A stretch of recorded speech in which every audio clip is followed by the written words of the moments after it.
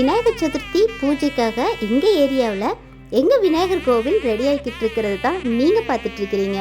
சரிங்க, இப்போது விநாயகர் பற்றின இன்னொரு தகவல் பார்க்கலாமா? விநாயகர் கோவிலுக்கு நாம் போகிறோம். அங்கே இருக்கிற விநாயகர் இடம்புரியா வலம்புரியா அப்படின்னு நாம் தெரிஞ்சுக்குவோம். இது ஈஸியாக நம்மளோட மூக்கில் இருக்கிற மூச்சு காற்று, அந்த சுவாசம் அப்படிங்கிறது இடது மூக்கு வழியாக நடைபெறுதா அல்லது வலது பக்கம் வழியாக நடைபெறுகுதா அப்படிங்கிறத கவனித்தாலே அங்கே இருக்கிற தெய்வம் இடம்புரியா வலம்புரியா அப்படின்னு நாம் தெரிஞ்சுக்கலாம். அதாவது அங்கே இருக்கிற விநாயகர் வலம்புரியாக இருக்கிறார் அப்படின்னா நம்மளோட மூச்சு காற்று வலது பக்கம் வழியாக நமக்குள்ளே செல்லும்.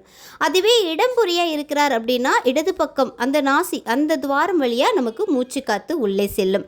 இதன் தத்துவம் என்ன என்றால், வெளியில் இருக்கிற நான் தான் உனக்கு உள்ளேயும் இருக்கிறேன் அப்படிங்கிறது தானா. சரி, இனிமேல் விநாயகரை நமக்கு உள்ளேயே உணர்ந்து நாம் வணங்கலாம்.